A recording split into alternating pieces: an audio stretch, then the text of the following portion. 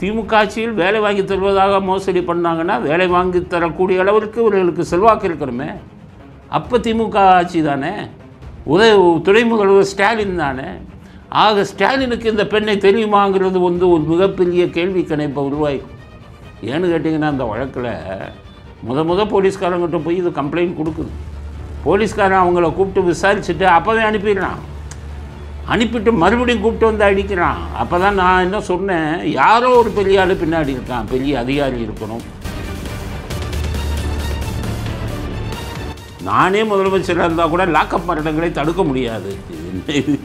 அப்போ உங்களுக்கு சட்டம் தெரியல, உங்களுக்கு நிர்வாகம் தெரியல, அப்படி தானே. நீங்களே முதல்வர் ஆள்கள் தடுக்க முடியாதுன்னு என்ன அர்த்தம்? ஒன்றுமே தெரியலன்னு அர்த்தம். தலையறிவுத்துறையில் வேலை பார்த்தவங்கன்னு நீங்கள் அடி ஆளுக்கு அடி ஆளுன்னு சொல்லுங்க. சேகர் பாபுவை துப்புரவு பணியாளர் இருந்துச்சு, இதை போய் கொட்டுறாரு, அவரை போய் அடியாடுறான். அடியாருன்னா எவ்வளோ பெரிய விஷயம். அடியாருன்னா என்ன அர்த்தமே தெரியாத ஸ்டாலினுக்கு. அடியாருக்கு அடியார்.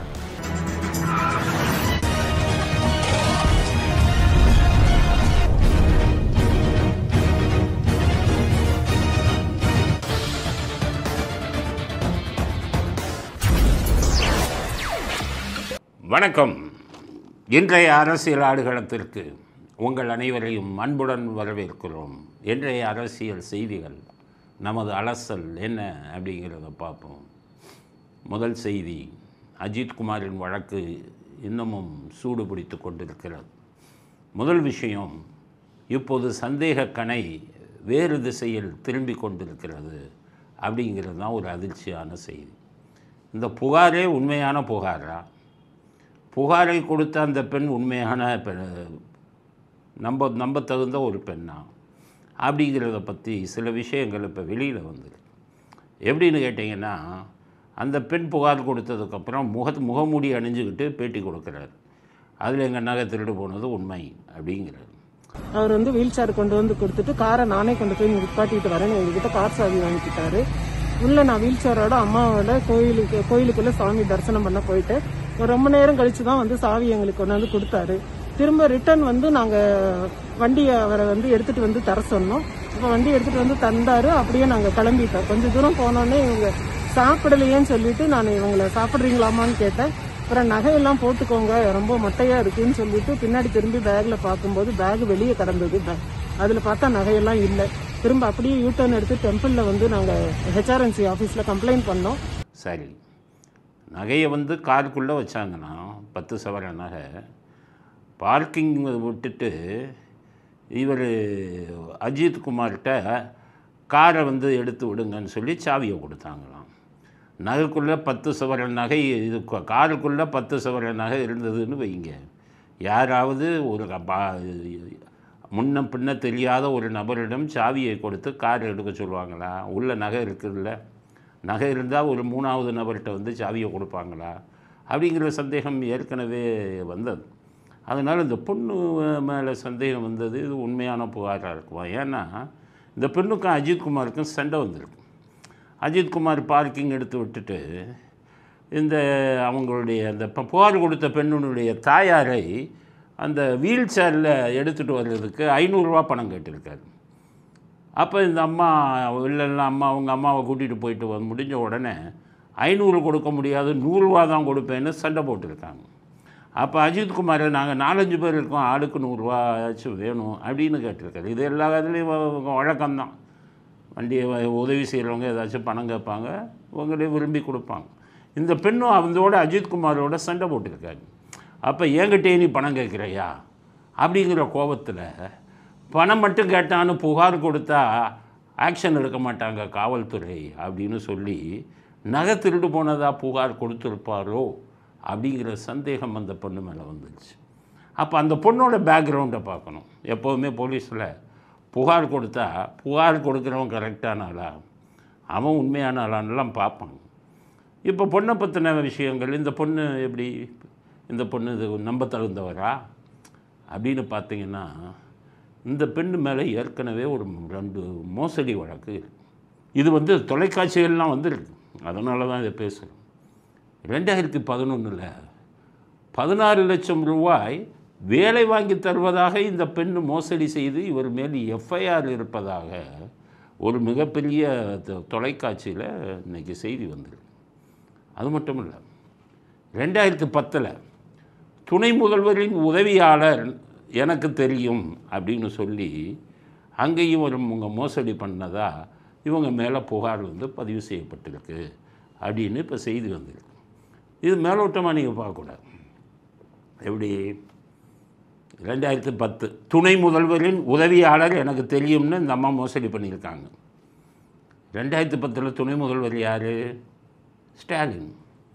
அப்போ 2010 இந்த அம்மா ஸ்டாலினின் உதவியாளரே தெரியும்னு சொல்லி மோசடி பண்ணியிருக்காங்க. குற்றச்சாட்டு பதிவாகிருக்கு. அப்படின்னா அப்போ ஸ்டாலினே இந்த அம்மாவுக்கு தெரியுமா? நான் ஒரு உதவியாளரே தெரியும்னு தானே இது அவங்க மேலே மோசடியை. அதே மாதிரி 2011 வேலை வாங்கி தரேன்னு சொல்லி 16 லட்சம் மோசடி பண்ணியிருக்காங்க. 2011 இருந்தது திமுக ஆட்சி. அப்போ திமுக ஆட்சியில் வேலை வாங்கி தருவதாக மோசடி பண்ணாங்கன்னா வேலை வாங்கி தரக்கூடிய அளவிற்கு இவர்களுக்கு செல்வாக்கு இருக்கணுமே. அப்போ திமுக ஆட்சி தானே, துணை முதல்வர் ஸ்டாலின் தானே. ஆக ஸ்டாலினுக்கு இந்த பெண்ணை தெரியுமாங்கிறது ஒரு மிகப்பெரிய கேள்வி கணைப்பை உருவாகும். ஏன்னு கேட்டிங்கன்னா, அந்த வழக்கில் போலீஸ்காரங்கிட்ட போய் இது கம்ப்ளைண்ட் கொடுக்குது. போலீஸ்காரன் அவங்கள கூப்பிட்டு விசாரிச்சுட்டு அப்போவே அனுப்பிட்டு மறுபடியும் கூப்பிட்டு வந்து அடிக்கிறான். அப்போ தான் நான் என்ன சொன்னேன், யாரோ ஒரு பெரிய ஆள் பின்னாடி இருக்கான், பெரிய அதிகாரி இருக்கணும், இல்லை பெரிய ஆள் இருக்கணும்னு சொன்னேன் அப்போவே. அப்போ அந்த பெரிய ஆள் யாருங்கும்போது ஐஏஎஸ் ஒரு பெண்ணுன்னு சொன்னாங்க. ஐஏஎஸ் பெண்ணு சொல்லி இந்த அடி அடிக்க மாட்டானே. அப்போ இந்த பெண்ணுக்கு ஆதரவாக ஸ்டாலின் பேசியிருப்பாரோ காவல்துறையிலங்கிற சந்தேகமே இப்போ வந்துருக்கு. ஏன்னா இல்லைன்னா இந்த அடி அடிக்க மாட்டான். சாகிற அளவுக்கு ஒரு பெரிய விவிஐபி சொன்னால் தான் சாகிற அளவுக்கு அடிப்பான். சும்மா ஐஏஎஸ் ஆஃபீஸர் இதெல்லாம் நடக்காது. அதனால் 2010 இந்த பெண் துணை முதல்வரின் உதவியாளர் எனக்கு தெரியும் என்று சொல்லி மோசடி செய்த காரணத்தினாலும், 2011 வேலை வாங்கி தருவதாக சொன்ன காரணத்தினாலும், அந்த காலகட்டத்தில் திமுக ஆட்சி இருந்ததாலும், அந்த காலத்தில் ஸ்டாலின் துணை முதலமைச்சராக இருந்ததாலும் சந்தேக கணை இந்த ரெக்கமெண்டேஷனை ஸ்டாலின் ஏன் சொல்லியிருக்கக்கூடாதுங்கிற ஒரு சந்தேகம் எல்லாருக்கும் வர ஆரம்பிச்சு. அப்போ இன்னுமே விசாரிக்கிறது அஜித்குமார் இதை விட்டுடலாம். ஏன்னா அஜித்குமார் இதை அடிபட்டு இறந்துட்டார். ஆனால் இப்போ அடிபட்டு இறந்ததுக்கப்புறம் எஃப்ஐஆர் போட்டாச்சு. 302 6 போலீஸ்காரங்களும் உள்ளே அனுப்பிட்டாங்க. ஆனால் விசாரிக்க வேண்டியது என்ன?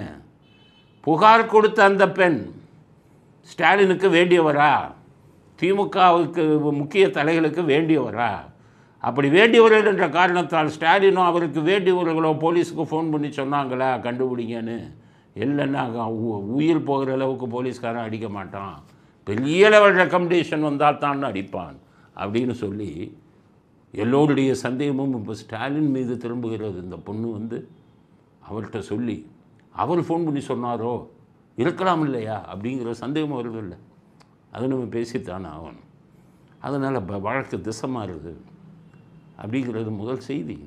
சரி, இப்போ இந்த பெண்ணு புகார் பொய்யான புகார்னு வச்சுக்கோங்க. இப்போ அவர் இறந்து போயிட்டார், போலீஸ்காரன் ஜெயிலுக்கு போயிட்டான். இந்த பொண்ணு கொடுத்த புகார் உண்மையான புகாரா பொய்யான புகாரான்னு கண்டுபிடிக்கணும்ல. ஒருவேளை அது பொய்யான புகாராக இருந்தால் இந்த பெண்ணுக்காரில் நகையே இல்லைங்கிறதா விஷயமா இருந்தால், வெறும் 500 ரூபாய்க்காக தன்னிடம் சண்டை போட்ட அஜித்குமார் மீது நடவடிக்கை எடுக்க வேண்டும் என்ற பழிவாங்கும் உணர்வில் இந்த புகாரை கொடுத்திருந்தால் இந்த பெண்ணை கைது செய்யணும். 211 IPC 211 இந்திய தண்டனை சட்டம், இப்போ புதிய சட்டம் BNS 248. அது என்ன சொல்லுது? யாராவது ஒருவர் பொய்யான புகாரை ஒருத்தர் மேலே கொடுத்து அதனால் அவர் பாதிக்கப்பட்டிருந்தால் 5 வருடத்திலிருந்து 10 வருடங்கள் தண்டனைன்னு இப்போ சட்டம் மாற்றப்பட்டிருக்கு. முதல்ல 2 வருஷத்துலேருந்து 211 இந்திய தண்டனை சட்டத்தில் 2 வருஷம் இருந்து 5 வருஷம். ஆனால் புதிய BNS சட்டத்தில் 5 வருஷம் இருந்து 10 வருஷம் வரை தண்டனை. இதுக்கு அந்த பெண்ணுக்கு பொய் புகார் என்று நிரூபிக்கப்பட்டால் 10 வருடம் தண்டனை கொடுக்கணும். 10 வருடம் தண்டனை கொடுக்கணும். பாதிக்கப்பட்ட பெண் மாதிரி தெரியலையே, முகமூடி அணிஞ்சிட்டு வந்தவங்க பேட்டி கொடுக்குறாங்களே, இருந்தது உண்மை. ஆக மிகப்பெரிய VIP இதற்கு பின்னால் இருக்கிறார். அவர் சொன்னதை கேட்டுத்தான் அடித்திருக்கிறார்கள் காவல்துறை. அதனால தான் அவர் பேர் வரல. எஸ்பியும் அதனால தான் சஸ்பெண்டே பண்ணலை. சொன்ன ஆள் பெரிய ஆளாக இருக்குமோ அப்படிங்கிற சந்தேகம் இப்போது வலுக்கிறது. அதனால் நான் சொல்ல வேண்டியது, முதல் கட்டம் முடிஞ்சிருச்சு, அடுத்த கட்டத்துக்கு வாங்க. அந்த பெண்ணு மேலே என்ன நடவடிக்கை? 211 ஐபிசி, 248 பிஎன்எஸ், பொண்ணை பிடிச்சி உள்ளே போடுங்க. 5 வருடத்துலேருந்து 10 வருடம் அந்த பெண்ணுக்கு தண்டனை வாங்கி கொடுங்க. அந்த பெண் இப்போ நிரூபிக்கணும் போலீஸில். அந்த பெண்ணு கையில் 10 சவரன் நகை காருக்குள் இருந்தது என்பதற்கு அந்த பெண் ஆதாரத்தை கொடுக்க வேண்டும்.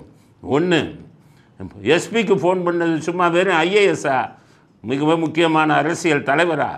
காரணம், அந்த மிக முக்கியமான அரசியல் தலைவரின் பிஏ எனக்கு தெரியும் என்று சொல்லி அந்த பெண் மோசடியில் ஈடுபட்டிருக்கிறார் 2010ஆம் ஆண்டு. இப்போ வேலை வாங்கி தருகிறேன்னு சொல்லி 16 லட்சம் மோசடி பண்ணி இருக்கிறார் 2011.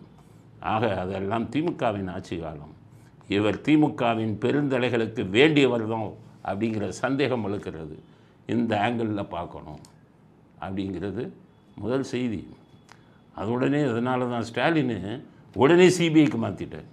எல்லோரும் அவங்க ரொம்ப பெருமையாக பேசுகிறாரு. எல்லாம் அவங்க கூட்டணி கட்சி இந்த ஊர்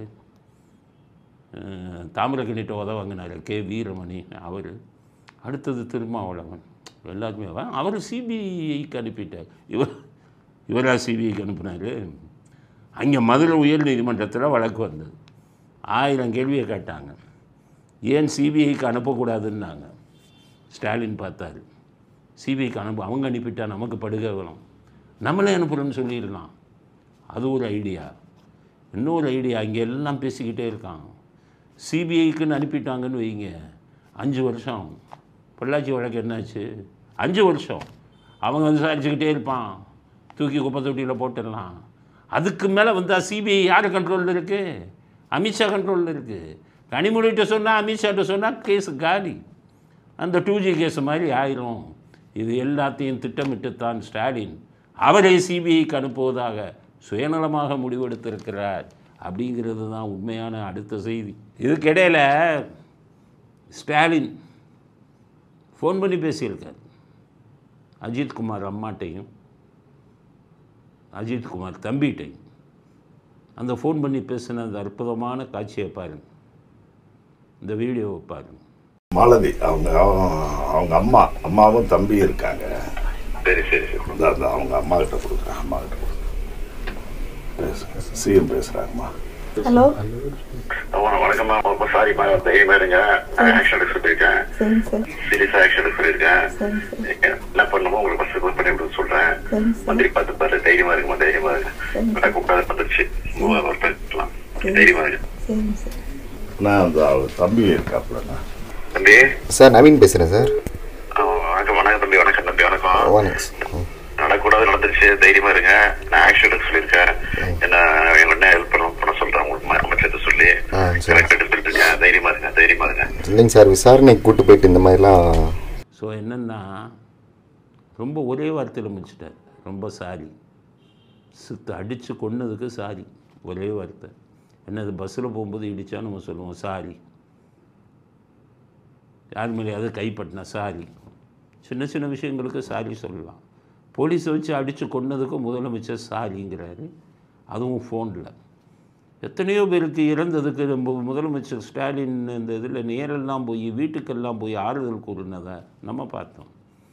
குறைந்தபட்சம் இதில் நேராக அஜித்குமார் அவங்க அம்மாவையும் பார்த்து இவங்களையும் பார்த்து நேரில் ஆறுதல் சொல்லியிருந்தால் கொஞ்சம் நல்லா இருந்தது. ஏன்னா கொலை செஞ்சதே காரணமே நீங்கள் தானே, உங்கள் காவல்துறை தானே.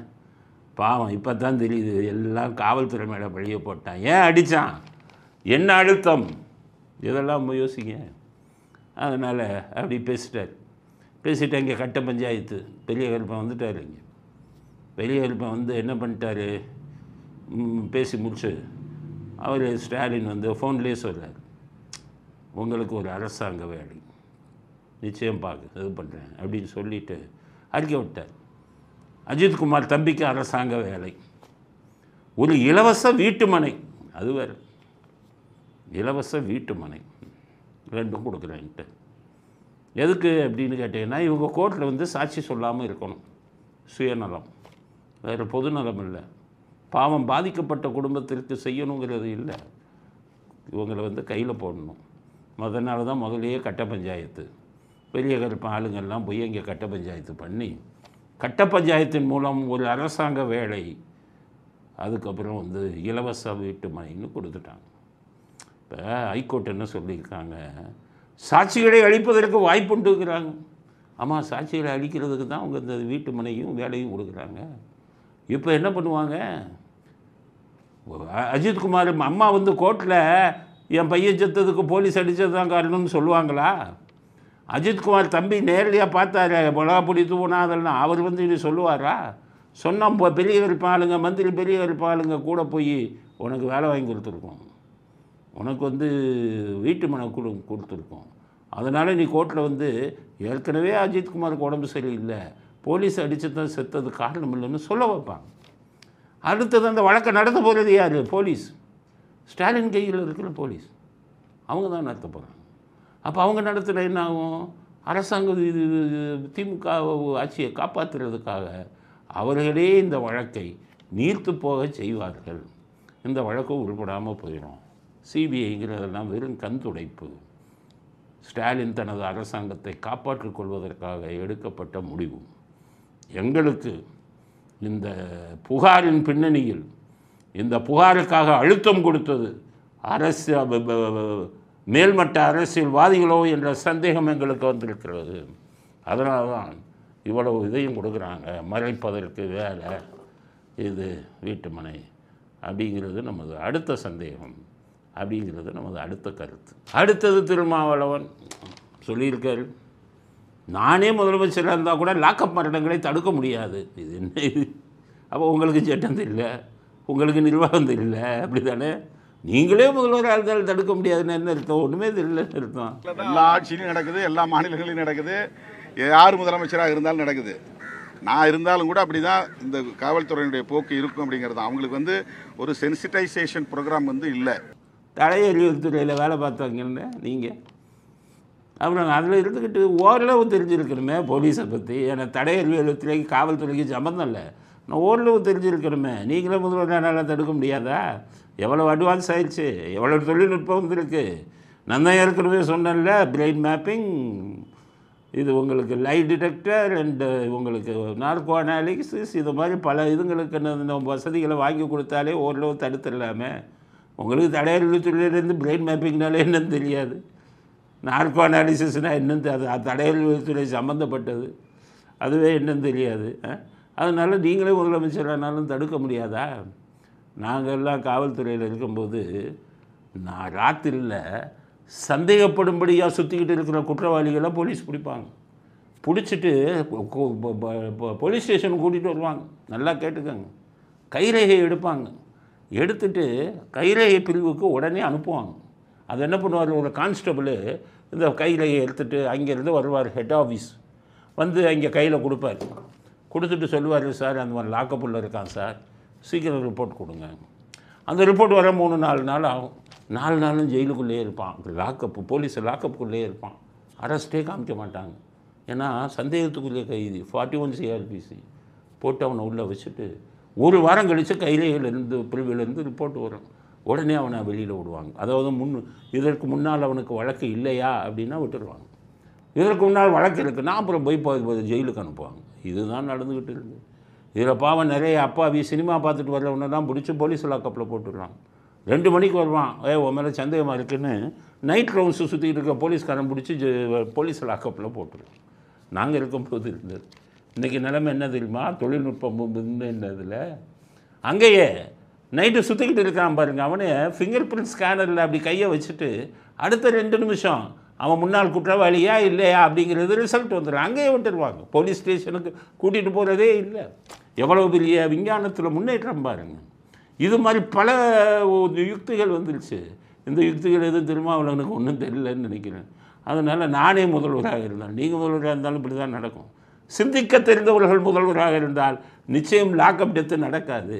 நிர்வாகம் தெரிந்த ஒருத்தர் முதல்வராக இருந்தால் லாக்அப் டெத்து நடக்காது. நல்ல படித்த விஷயம் தெரிந்த ஒருத்தர் முதல்வராக இருந்தால் லாக்அப் டெத்து நடக்காது. நீங்கள்லாம் அந்த கேட்டகரியில் வரலன்னு அர்த்தம். அடுத்து திருமாவளவன் ஒரு அதிர்ச்சி தரும் விஷயத்தை சொல்கிறார். போலீஸ் அவரையே மிரட்டினாங்களாம், துப்பாக்கியை வாய்க்குள்ளே வச்சு மிரட்டினாங்களாம். இது எப்போ நடந்ததுன்னு தெரியல எனக்கு. என்னெல்லாம் வல்கராக பேசியிருக்காங்க போலீஸ், மிக கடுமையாக பேசியிருக்கிறாங்க.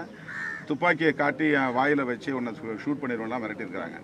இது வந்து காவல்துறைக்கு உள்ள ஒரு பயிற்சி முறையாக இருக்குது. இது ஒரு பயிற்சி முறையாக இருக்குது. ஏன்னா 1993 நான் காவல்துறையில் இருக்கும்போது அந்த உளவு பிரிவு இசை நான் பல தடவை சொல்லியிருக்கேன். உளவு பிரிவு இசை என்கிட்ட வந்துட்டு, சார் இந்த திருமாவளவன் வந்து இந்த கடலூரில் போய் என்னென்னத்தையோ பேசிட்டு வரேன், அரசாங்கத்தை ரிப்போர்ட் கேட்குறாங்க சார் அப்படின்னு சொல்லி எனக்கு இப்போ சொல்கிற போதுன்னு, யாருப்பா அந்த திருமாவளவன் ஒரு தடவை கேட்கும்போது, சார் அந்த சைடில் நின்று தனியாக நின்று டீ குடிக்கிறாரு பாருங்கள், அவர் தான் திருமாவளவன் 92 93 அப்போது தனியாக ஒற்றை மனிதராக நின்று டீ குடித்து கொண்டிருந்தவர் திருமாவளவன். இவரை எப்போ போலீஸ் பிடிச்சி வாய்க்குள்ளே துப்பாக்கி வச்சாங்கன்னு தெரியல. போலீஸ் துப்பாக்கியை வாய்க்குள்ளே வைக்கிறான்னா 2 விஷயத்துக்கு தான் வைப்பான். ஒன்று கொலை கேஸில் சம்மந்தப்பட்டிருக்கணும், இல்லைன்னா தீவிரவாத இயக்கங்களுடன் தொடர்பு வச்சுருக்கணும், இல்லைன்னா வெளிநாட்டு ஆளுங்களோடு சேர்ந்து சதி பண்ணியிருக்கு. இது 3 விஷயத்துக்கு தான் போலீஸ் வந்து வாய்க்குள்ளே துப்பாக்கி வைப்பான். சாதா கேஸுக்கெல்லாம் சும்மா இது பண்ணி அடிப்பான். அப்போ திருமாவளவன் ஏதோ ஒரு கேஸில் மாட்டியிருக்கார். அப்போ போலீஸ் வாய்க்குள்ளே துப்பாக்கி வச்சு இதெல்லாம் சொல்கிறாரு. அதனால தான் இந்த விஷயத்தில் போலீஸை தாக்கி பேசவே பயப்படுறாரு. மறுபடியும் துப்பாக்கியை வாய்க்குள்ளே வச்சுட்டு, அது உங்கள் ஸ்டாலின் இருக்காரு, கவலையப்படவன். அவர் துப்பாக்கியெல்லாம் வாயிட உங்களை காப்பாற்றி விடுவார். கருணாநிதி காப்பாற்றினார்ல ஒரு தடவை, ஞாபகம் இருக்கா? தஞ்சாவூரில் போய் ஜாதி பிரச்சனையை பேசி அங்கே இருக்கிறவங்க உங்களை அடிக்க வந்து பெரிய குரூப் வந்து கருணாநிதி முதலமைச்சரப்ப உடனே ஃபோன் பண்ணி உங்கள்கிட்ட என்ன கேட்டார், ஏன் அந்த ஊருக்கு போனேன், அது மோசமான ஊர், அங்கே போய் ஜாதி பிரச்சனை பேசலாமான்னு சொல்லி அவங்கள பாதுகாப்போடு அழைச்சிட்டு வாங்கன்னு உங்களை அழைத்து விட்டு வந்தார். ஞாபகம் இருக்கா? அந்த மாதிரி ஏதோ ஒரு தகராறு பிடிச்ச வழக்கில் மாட்டியிருக்கீங்க. அதனால் திருமாவளவன் சொல்வது உண்மையாக இருந்தால் அவர் மிகப்பெரிய ஒரு வழக்கில் மாட்டியிருக்கிறார், அதை கருணாநிதி முதல்வராக இருந்து காப்பாற்றி இருக்கிறார் அப்படிங்கிறது தான் அடுத்த கட்ட செய்தி. அடுத்தது சென்னை உயர்நீதிமன்றம் ஒன்று சொல்லியிருக்காங்க, தனிநபர்களின் மொபைல் ஃபோனை ஒட்டு கேட்கக்கூடாது. ஒரு சிபிஐ கேஸில் ஹோம் டிபார்ட்மெண்ட் மத்திய அரசாங்கம் இவங்களுடைய தொலைபேசி கைபேசி உரையாடல்களை கொடுக்கணும்னு சொல்லி கையெழுத்து போட்டு ஆர்டர் கொடுத்துருக்காங்க. அதை வச்சுக்கிட்டு இந்த இவங்க ஏர்டெல்லு ஜியோவங்க வந்து என்ன பேசுனாங்களோ அதை கொடுத்துட்டாங்க. பாதிக்கப்பட்டவர் கேஸ் போட்டார், பாருங்கள் என் மொபைல் ஃபோனை எடுத்துட்டாங்க. அதுக்கு சொல்லியிருக்காரு, அரசாங்கமாக இருந்தாலும் சரி சென்னை உயர்நீதிமன்றம் எவன் ஃபோனை இனி டேப் பண்ணக்கூடாது, எவன் ஃபோன் உரையாடலும் கொடுக்கக்கூடாதுன்னு போட்டான். ஆனால் இப்போ என்ன நடந்துக்கிட்டு இருக்குது தெரியுமா? போலீஸில் உளவு பிரிவுன்னு இருக்குது, சிபிசி எஸ்பிசிஐடி, இங்கே ஐஎஸ்ன்னு இருக்குது.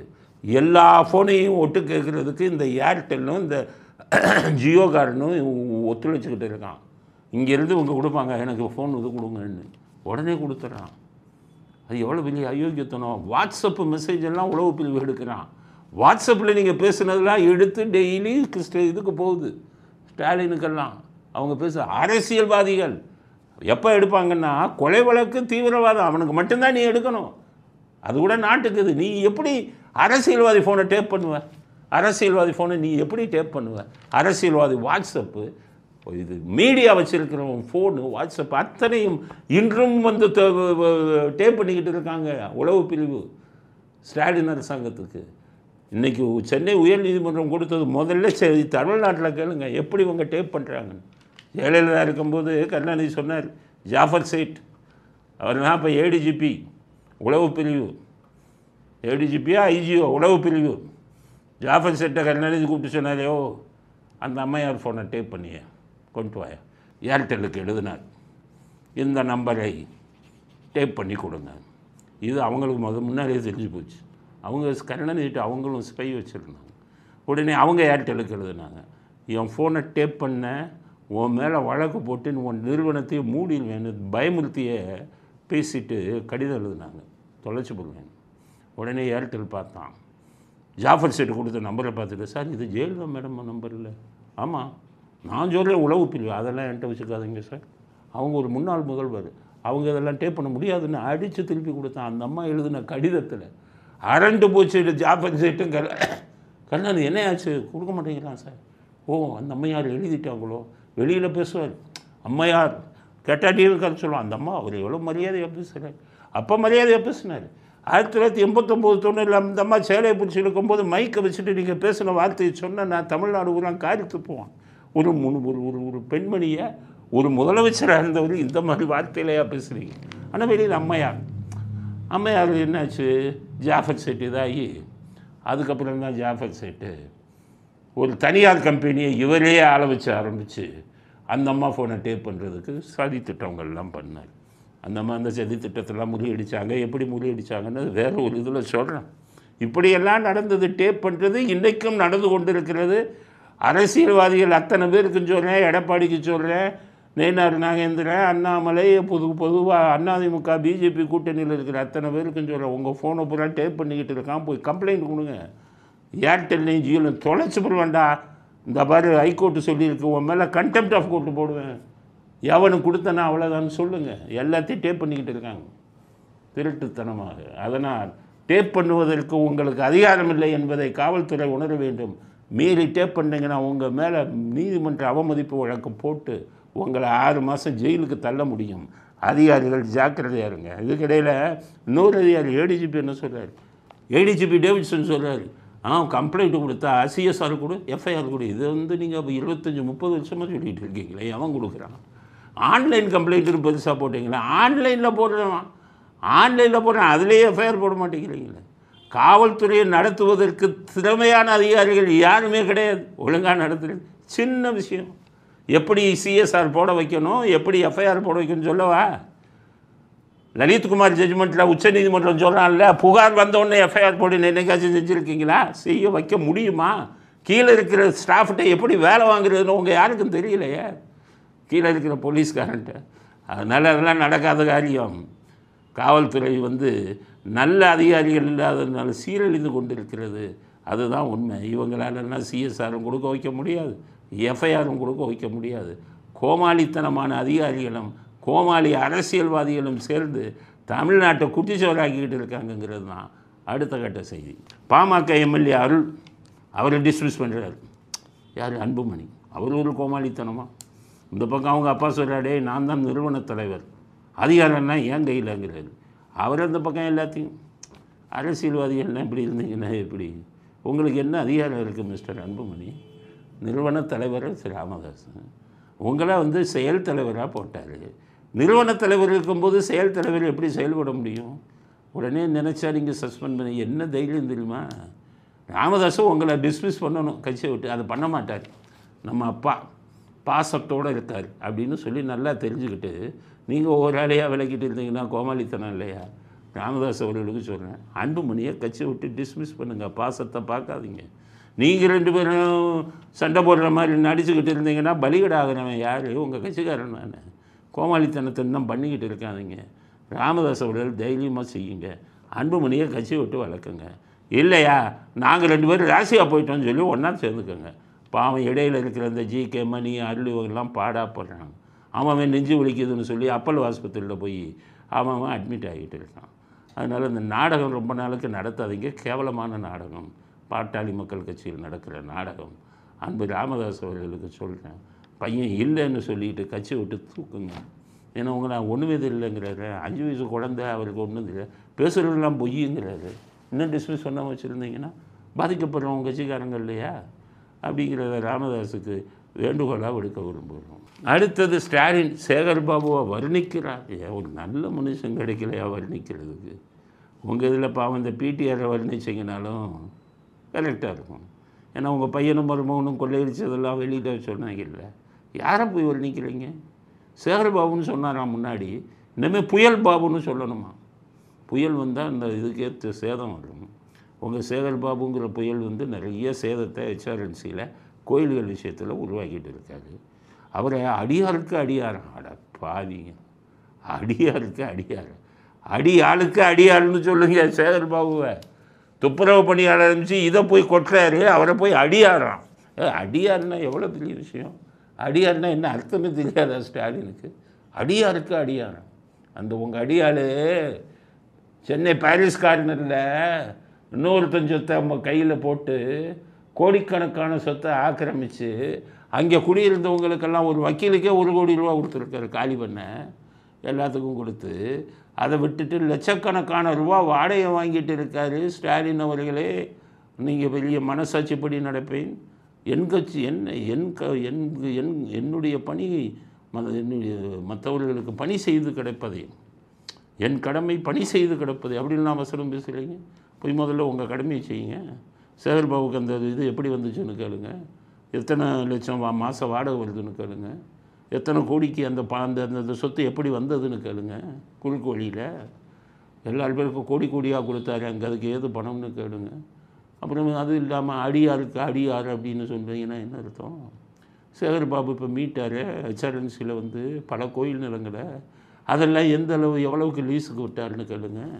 சென்னை பச்சையப்பாஸ் காலேஜுக்கு எதிர்க்க 1 ஏக்கர் நிலம் கோயில் நிலம், அது 100 கோடி பெறும். அந்த 100 கோடி இதை மீட்டுட்டு யாருக்கு இப்போ லீஸுக்கு விட்டார்? அதுக்கு எத்தனை கோடி இவர் வாங்கினார்? உங்களுக்கு எத்தனை கோடி பங்கு கொடுத்தாரு? இதெல்லாம் கேளுங்க. இன்னொருத்தர் கோயில் நிலத்தெல்லாம் ஆக்கிரமித்த ஆளுக்கு, கோயில் நிலத்தை ஆக்கிரமித்து இன்னொருத்தனுக்கு வந்து கொடுத்த லஞ்சம் வாங்குகிற ஆளுக்கு பேர் அடியாரா? அதனால் ஸ்டாலினுக்கு சொல்லி யாரோட ஒப்பிடுவது என்பது தெரியவில்லையா? அடியார் என்று சொல்லும் ஸ்டாலினுக்கு கண்டனத்தை தெரிவிச்சுக்கணும். புயலுங்கிறாரு சேகர் பாபு. புயலாக இருக்கட்டும், ஏதோ அவருக்கு நல்ல வேலை தென்றல்னு சொல்லலை. புயல்னாலே அழிவுக்கு இருக்கக்கூடிய ஒரு சின்னம். அதனால் அவர் அழிவுக்கூடிய ஒரு சின்னம் தான் சேகர் பாபு. உங்களுக்கு மட்டும் டான்ஸ் காமிப்பார், ஆம்பளை டான்ஸு, உங்களுக்கு பொம்பளை டான்ஸு, உங்கள் பையனுக்கு ஆம்பளை டான்ஸு. இப்போ உங்கள் பையன்ட்டு சொல்லியிருக்காங்க, ரொம்ப கோவப்பட்டார் உங்கள் பையன். எங்கள் அப்பாவுக்கு பொம்பளை டான்ஸ் காமிச்சிட்டு எனக்கு ஆம்பளை டான்ஸ் காமிச்சியாடா அப்படின்னு கேட்டிருக்காரு. இல்லை வெறும் துணை நடிகையாக வச்சு இன்னும் ஒரு டான்ஸ் ரெடி பண்ணுறேன், ஏதாச்சும் ஒன்று வரட்டும் அப்படின்னு. ஏன்னா இப்போ முக்கியமான நடிகை எல்லாம் 5 கோடி 10 கோடி கேட்குறாங்க. துணை நடிகைகளை வச்சு ஒரு டான்ஸ் ரெடி பண்ணுறேன்னு சொல்லி உதயநிதியை சமாதானம் பண்ணியிருக்காரு. இவருக்கு போய் அடியாருங்கிறாரு ஸ்டாலின். அப்படிங்கிறத ஸ்டாலினுக்கு கண்டனமாக தெரிவிக்கிறோம், வேறு என்ன தப்புன்றது. இத்துடன் இன்றைய அரசியல் ஆடுகளம் நிறைவு பெறுகிறது. மீண்டும் நாளை புதிய செய்திகளுடன் உங்களை சந்திக்கிறோம். நன்றி, வணக்கம், ஜெய்.